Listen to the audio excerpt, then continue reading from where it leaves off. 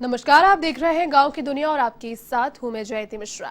इस बुलेटिन में हम आपको दिखाएंगे गांव और कस्बों की हर वो छोटी बड़ी खबर जिसका सरोकार है आपसे। तो आइए शुरू करते हैं गांव की दुनिया का आज का सफर। जिले के लक्ष्मणगढ़ में पंडित जवाहरलाल नेहरू स्टेडियम में पर्यटन विभाग की ओर से 3 दिवसीय शेखावटी मेले का आयोजन किया गया। पीसीसी चीफ व पर्यटन राज्य मंत्री गोविंद सिंह डोटासरा व महिला बाल विकास राज्य मंत्री ममता भूपेश ने इस आयोजन का उद्घाटन किया। आयोजन कार्यक्रम को संबोधित करते हुए डोटासरा ने कहा कि मेला शेखावटी इलाकों में प्रतिवर्ष आयोजित होगा। इससे शेखावटी इलाकों में देश विदेश के पर्यटकों का लगाव होगा। साथ ही बाल विकास राज्य मंत्री ममता भूपेश ने भी कार्यक्रम को संबोधित किया। इससे पहले शहर के प्रमुख मार्गों से शेखावटी संस्कृति की विशाल शोभा यात्रा भी निकाली गई।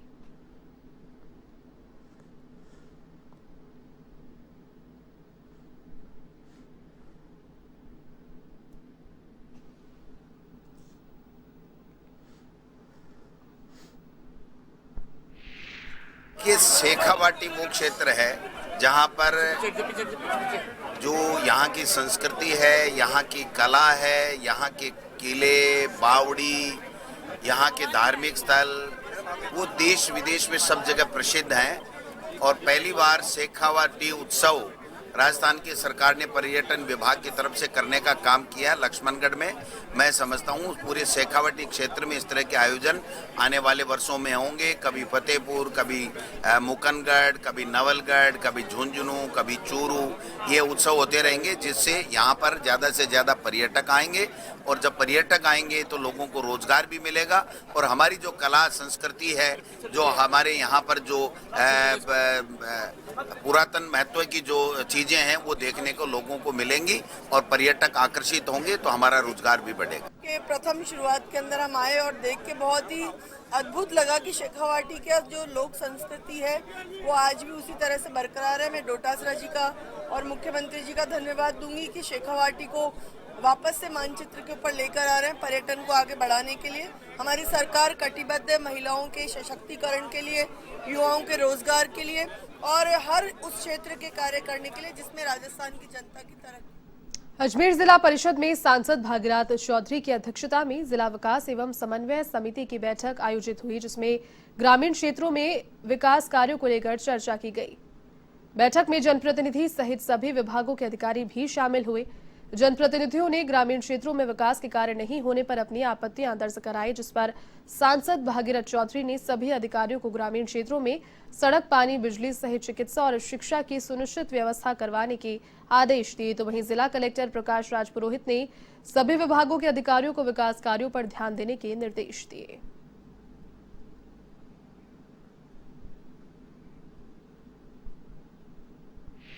देखिए वो विधायक अब उनकी वो जाने तो मैंने, क्योंकि अभी पार्लियामेंट भी चल रही है और दिल्ली के अंदर और यहाँ जयपुर में यहाँ विधानसभा भी चल रही है, इसलिए मैंने आज सैटरडे का समय चुना ताकि सब जनप्रतिनिधि आ जाए।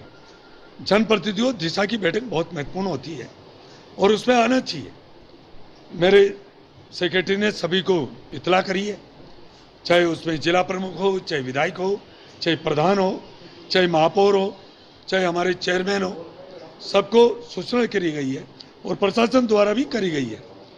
हो सकता है उनकी कोई व्यस्तता होगी, वो नहीं आ पाए होंगे, परंतु मैं चाहता हूं कि दिशा की बैठक बहुत महत्वपूर्ण है और जनप्रतिनिधि के लिए एक बहुत बड़ा एक अपने क्षेत्र में काम कराने का एक बहुत बड़ा ये प्लेटफॉर्म है। फतेहपुर में वेब सीरीज इंस्पेक्टर अविनाश की शूटिंग शुरू हो चुकी है। इसके लिए एक्टर रणदीप हुड्डा फतेहपुर पहुंच चुके हैं। तो वहीं फतेहपुर शेखावटी के गोयनका हवेली के बाहर गलियों में शूटिंग करते नजर आ रहे हैं। इस सीरीज में एक्ट्रेस उर्वशी रौतेला भी काम कर रही है। इस वेब सीरीज में रणदीप हुड्डा इंस्पेक्टर का किरदार निभा रहे हैं। ये सीरीज एनकाउंटर स्पेशलिस्ट इंस्पेक्टर की जिंदगी पर आधारित है। राजस्थान में इस सीरीज की शूटिंग का करीब 25 दिन का स्केड्यूल है। इसकी धौलपुर के साथ जयपुर में भी शूटिंग की जाएगी, जिसके बाद आगरा और ग्वालियर में भी कुछ सीन फिल्माए जाएंगे।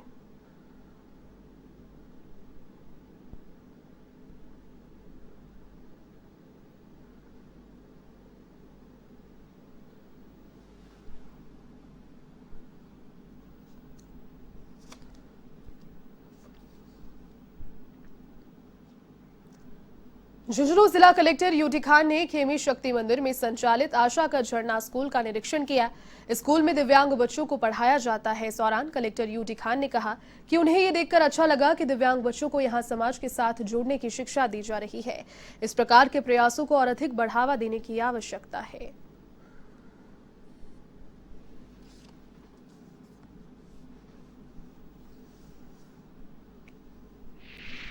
आज आशा का झरना स्कूल का निरीक्षण किया गया, देखा और बच्चों से बात की। ये ऐसे बच्चे हैं जिसमें से बहुत सारे बच्चे बोल नहीं पा रहे हैं, सुन नहीं पा रहे हैं, बहुत सारे बच्चे मानसिक रूप से विमंदित हैं और बहुत सारे बच्चे ऐसे हैं जो कि ठीक से पेंसिल और कलम भी नहीं पकड़ पा रहे हैं और बहुत सारे बच्चे, कुछ बच्चे ऐसे हैं जो कि बहुत ज़्यादा हाइपर एक्टिव हैं। इन लोगों को, ऐसे बच्चों को पढ़ाकर और अच्छा एक ह्यूमन बीइंग बनाने की जो कोशिश है। देश में एक बार फिर से पांव पसार रहे कोरोना वायरस को लेकर रावतसर नगरपालिका सभागार में कोरोना जागरूकता बैठक का आयोजन किया गया। पालिका अध्यक्ष श्याम सुंदर मेघवाल ने इस बैठक की अध्यक्षता की।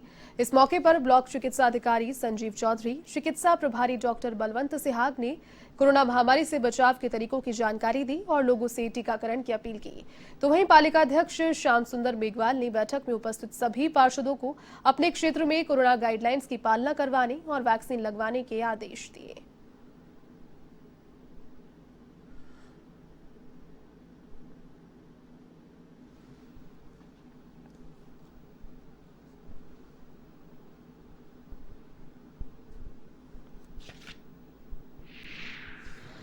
Doctor Balwant Sihag, in charge CHC Rawatsar. मैं सभी शहरवासियों से निवेदन करता हूं कि जो भी 60 साल से ऊपर के बुज़ुर्ग हैं वो जो राजकीय चिकित्सालय के अंदर एक बृहस्पतिवार और रविवार को छोड़ करके बाकी 5 दिन 9 से 5 बजे के बीच में कोरोना से बचाव के लिए टीकाकरण अवश्य कराएं।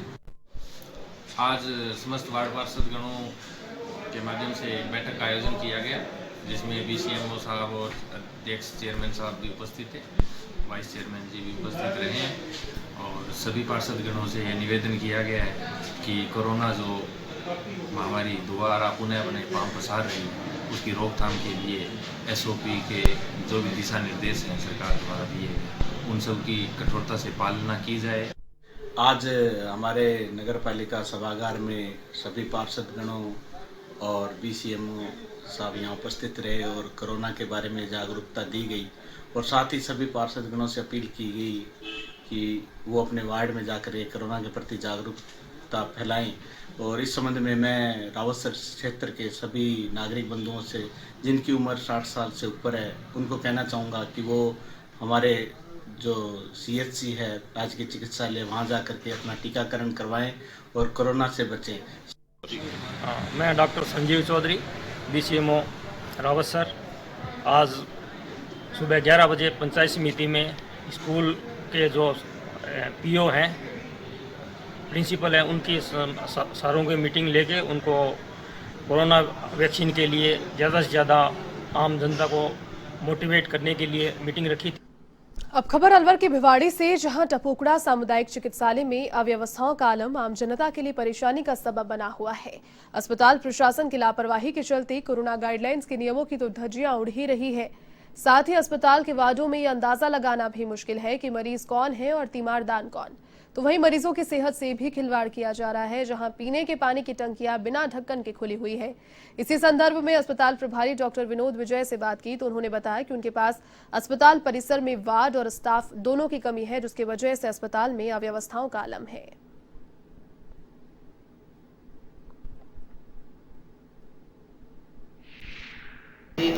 12 तो हमारे यहाँ डिलीवरी हुई है, टोटल 14 हमारे पास बेड है। तो उन डिलीवरीज को रोकने के लिए और नए मरीजों को भर्ती करने के लिए स्पेस की बहुत कमी है। इसलिए कई बार क्या होता है कि हमें एक बेड पर ही 2 मरीजों को भर्ती करना पड़ रहा है। इसलिए इस तरह से समस्याएं आ रही हैं।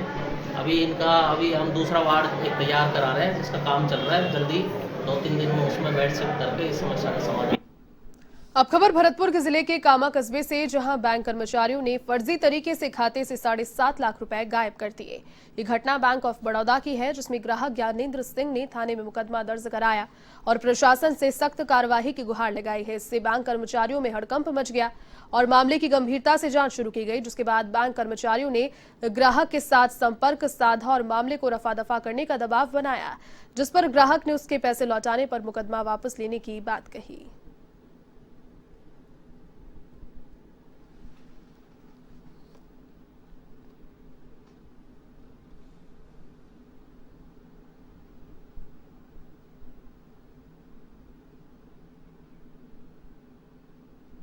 अब खबर अलवर के बानसूर क्षेत्र से, जहां बदमाशों का दुस्साहस दिनों दिन बढ़ता ही जा रहा है। शनिवार को बानसूर के नारायणपुर रोड पर बदमाशों ने बुजुर्ग को निशाना बनाया और बुजुर्ग के थैले से 16,000 रुपए की नकदी पर हाथ साफ कर फरार हो गए। दरअसल घटना के समय बैंक में एक हेड कांस्टेबल भी मौजूद था, लेकिन बदमाशों ने दिन दहाड़े चोरी की इस वारदात को बड़े आराम से अंजाम दिया। तो वहीं पुलिस ने सीसीटीवी के जरिए आरोपी की पहचान के प्रयास तेज कर दिए।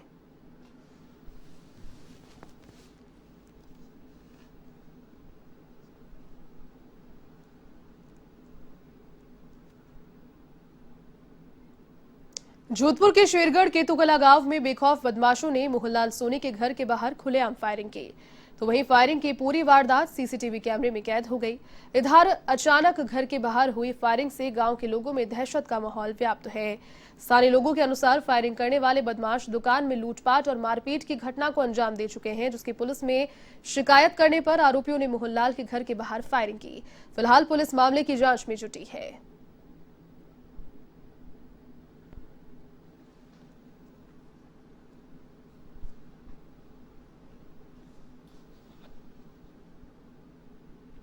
अब खबर जोधपुर के लूनी से, जहां बाड़मेर जोधपुर नेशनल हाईवे पर नाडाड़ी के पास कार और ट्रक के बीच आमने सामने की भिड़ंत हो गई। इस हादसे में 2 लोगों की मौत हो गई, तो वहीं कार बुरी तरह क्षतिग्रस्त हुई। घटना की सूचना पाकर मौके पर पहुंची बोरनाड़ा पुलिस ने मृतकों की शिनाख्त वीर सिंह और कृष्ण कुमार के रूप में की। इधर हादसे के बाद से ट्रक चालक मौके से फरार हो गया, जिसकी तलाश जारी है।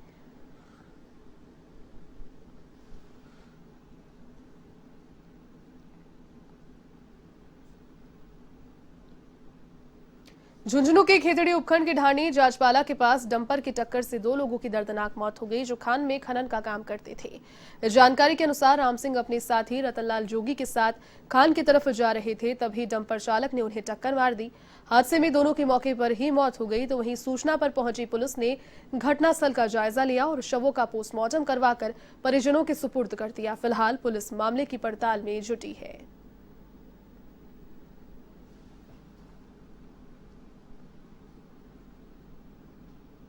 अब खबर सीकर के अजीतगढ़ क्षेत्र से, जहां निमका थाना सड़क मार्ग पर स्थित पेट्रोल पंप के सामने तेज रफ्तार का कहर देखने को मिला।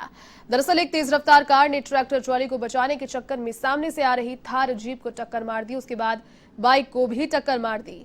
हादसे में बाइक सवार भजन गायक विनोद कौशिक की मौत हो गई, जबकि 8 लोग इसमें घायल हुए, जिसमें से गंभीर घायल 5 लोगों को जयपुर के लिए रेफर किया गया।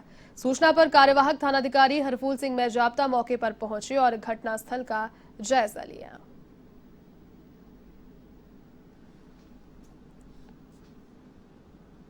फिलहाल उपरी खबर पाली से, जहां तखतगढ़ थाना क्षेत्र के पावा गांव के कुएं में एक युवक का शव मिलने से सनसनी फैल गई। मामले की सूचना के बाद कुएं पर ग्रामीणों की भीड़ इकट्ठा हो गई। तो वहीं घटना की सूचना पर थाना उपनिरीक्षक निर्मल कुमार मौके पर पहुंचे और युवक का शव कुएं से बाहर निकलवाया। इस दौरान युवक के परिजनों ने हत्या का शक जताया है। तो वहीं मामले की गंभीरता को देखते हुए थानाधिकारी राजेंद्र सिंह चौधरी भी मौके पर पहुंचे और मामले की पड़ताल में जुट गए। उन्होंने बताया कि पोस्टमार्टम रिपोर्ट आने के बाद ही पूरे मामले का खुलासा होगा।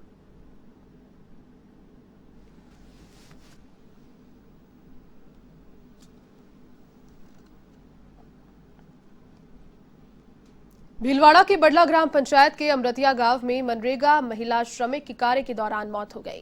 बडला सरपंच शिवराज जाट ने बताया कि मनरेगा कार्य चारागाह विकास कार्य अमरतिया में मेड़बंदी के कार्य करने के दौरान महिला की कार्य करते समय अचानक तबीयत खराब हो गई और ज्यादा खराब होने पर सवाई माधोपुर चिकित्सालय ले जाते समय महिला की बीच रास्ते में मौत हो गई। तो वहीं बडलिया थाना पुलिस ने पोस्टमार्टम कर शव परिजनों को सौंप दिया।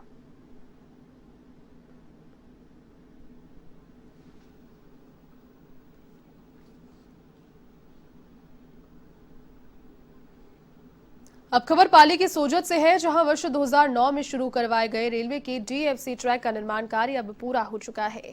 ऐसे में मदार से मारवाड़ जंक्शन का ट्रायल शुरू हुआ।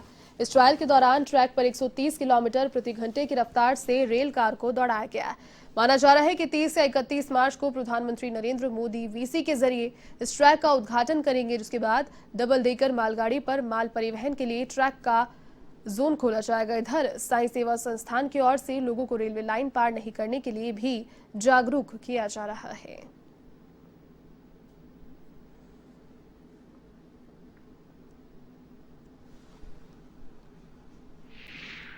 देखो एक्चुअल में क्या है, 2009 में ये डीएफसी की लाइन डली थी और उसके बाद से लेकर प्रोजेक्ट अब तैयार हो गया। 2015 का था, लेकिन चूंकि अभी खुशी की बात है कि अगर ये 2021 में अब चालू होने जा रही है, तो अभी इस समय जो रेलवे ने डीएफसी ने योजना बनाई थी कि जब जब ट्रायल बेसिस होता है तो उसमें एनजीओ को काम में लिया गया और आमजन को ये चेतावनी दी गई कि आप किसी प्रकार से जिस दिन ट्रायल बेसिस हो उस पर किसी भी प्रकार से आप रेलवे ट्रैक पर नहीं चढ़े, जिससे कोई दुर्घटना नहीं हो। और उस समय आप समीपवर्ती जितने भी जो अंडरग्राउंड बने हुए उसका उपयोग करें, जिससे किसी प्रकार की कोई दुर्घटना नहीं हो। चूरू के सुजानगढ़ में खाकी को दागदार करने का एक मामला सामने आया। दरअसल सांडवा थाना क्षेत्र के कानुता गांव में पुलिस चौकी प्रभारी रतनलाल पर शराब के नशे में धुत होकर एक महिला के घर में घुसने और महिला से छेड़खानी का आरोप है। तो वहीं इस घटना का वीडियो भी सोशल मीडिया पर वायरल हुआ। इधर महिला की चीख पुकार सुनकर मौके पर पहुंचे ग्रामीणों ने पुलिसकर्मी की जमकर धुनाई कर दी। साथ ही उस पूरे मामले से सांडवा थानाधिकारी को अवगत कराया गया।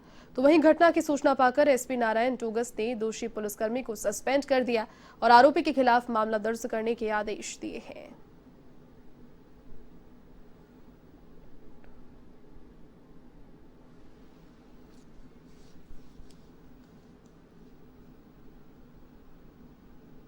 बांदीकुई पुलिस ने पॉक्सो एक्ट मामले में कार्रवाई करते हुए आरोपी को पुलिस ने गिरफ्तार कर लिया। तो वहीं एक विधवा महिला के साथ करीब 6 साल से दुष्कर्म और पीड़ित महिला की नाबालिग बच्चियों से अश्लील हरकत करने के मामले में पुलिस ने कार्रवाई की। थानाधिकारी राजेंद्र मीणा ने बताया कि बावड़ी खेड़ा निवासी श्याम सिंह को मुखबिर की सूचना पर गिरफ्तार किया गया।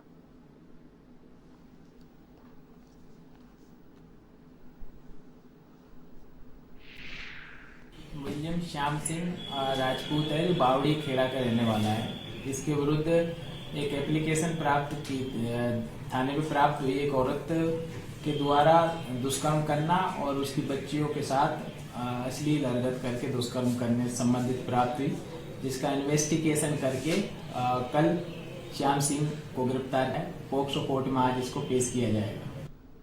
अब खबर प्रतापगढ़ के छोटी सादड़ी क्षेत्र से, जहां पुलिस ने कुएं से मोटर और केबल चोर गिरोह का पर्दाफाश किया। सीआई मांगीलाल डांगी ने बताया कि देवली गांव से किसान बाबूलाल मीणा के कुएं से 1.5 माह पूर्व चोरों ने 2 मोटर और केबल चोरी कर फरार हो गए, जिसके बाद पीड़ित की रिपोर्ट पर पुलिस ने टीम का गठन कर संदिग्ध जसराज उर्फ राजू मीणा से पूछताछ की, जिसने अपने साथियों के साथ मिलकर कुएं से मोटर आदि चोरी करना कबूल किया। जिसके बाद पुलिस ने आरोपी से चोरी की हुई 2 मोटर और केबल बरामद किया। साथ ही गिरोह में शामिल अन्य लोगों की तलाश तेज कर दी।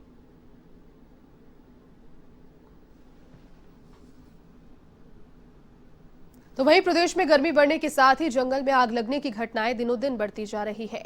प्रतापगढ़ के राजूखेड़ा गांव में घाटी वाले बालाजी जंगल में अचानक भयंकर आग लग गई, जिसके चलते पेड़ पौधे और चारा जलकर राख हो गया। ग्रामीणों ने तेज आग की लपटों को देखकर दमकल कर्मियों को सूचना दी। सूचना पर पहुंचे दमकल कर्मियों ने स्थानीय ग्रामीणों की मदद से आग पर काबू पाने का प्रयास किया, लेकिन तेज हवा और सूखी घास होने की वजह से आग से पेड़ पौधे और जंगल जलकर राख हो गया।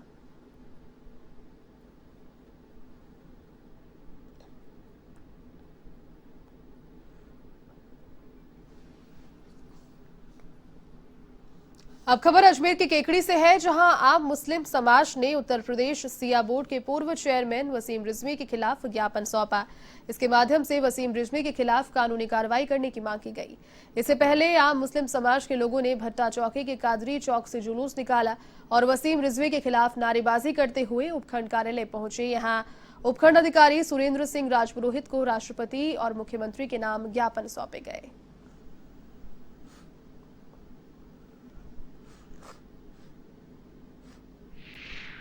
तमाम मुसलमान आज गुस्से में हैं वसीम रावसी के ऊपर, क्योंकि वसीम रावसी ने कलाम पाक की 26 आयतों को गलत साबित करने के लिए कोर्ट में अर्जी लगाया है। झालावाड़ के पिड़ावा में खेत के मेड़ पर ट्रैक्टर निकालने की बात को लेकर दो पक्षों में खूनी संघर्ष हो गया। खेजड़िया गांव में हुए खूनी संघर्ष में करीब आधा दर्जन लोग घायल हो गए।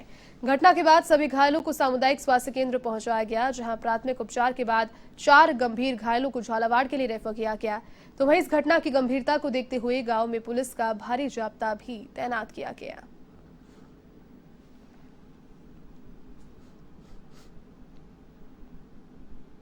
पाली के तखतगढ़ में धीरे धीरे पेयजल संकट गहराता जा रहा है। यहां पिछले 3 दिनों से कई वार्डों में पानी की भयंकर किल्लत सामने आई। स्थानीय लोगों का कहना है कि पिछले 3 दिनों से पीने का पानी नलों में नहीं आ रहा। जिन नलों पर पानी उपलब्ध है वहां लंबी लंबी कतारें देखने को मिल रही है। इधर स्थानीय लोगों ने नगरपालिका प्रशासन पर भी ध्यान नहीं देने का आरोप लगाया।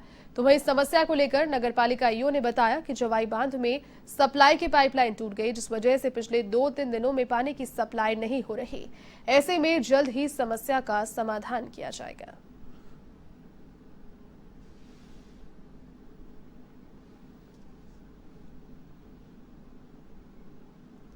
चलिए गांव की दुनिया के आज के सफर में फिलहाल के लिए बस इतना ही। देश और दुनिया की तमाम बड़ी खबरों को देखने के लिए आप देखते रहिए A1 TV। नमस्कार।